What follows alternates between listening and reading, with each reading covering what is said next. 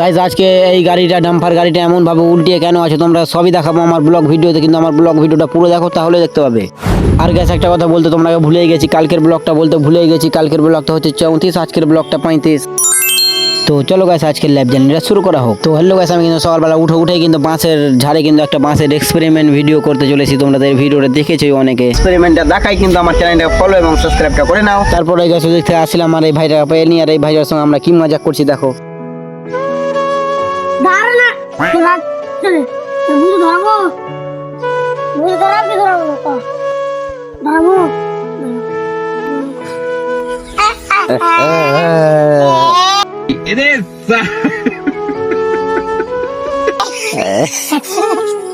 मतलब वो अलग ही लेवल का बंदा था। তারপরে গাইস আমি কিন্তু টোটো নিয়ে বেরিয়ে যাই, টোটো নিয়ে বেরিয়েছি আর 800 মাইলে দেখো এগুলো গাড়িগুলো ডাম্পার গুলা এই বালুগুলো ফেকছিল, আর বালু ফেকতে ফেকতে দেখো জগটা ভেঙে কিভাবে উল্টিয়ে আছে এখানটায়।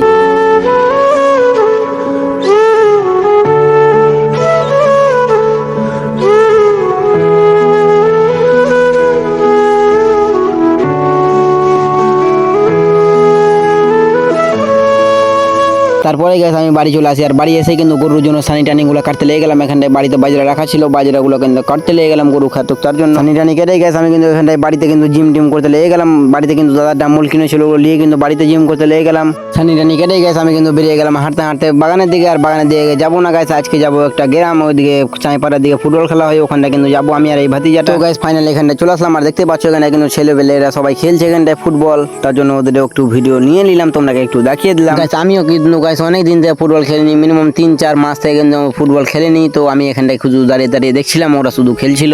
তারপরে গাইস গ্রামের দিকে আসি, আর এই ভাইটাকে দেখি এখানটায় বাহুবলীর রোল নিচে ওরা ভিডিও বানাচ্ছে না কি করছে কে জানে, কিন্তু বাহুবলী সাজছে। তোমরা দেখো এই যে চ্যানেল।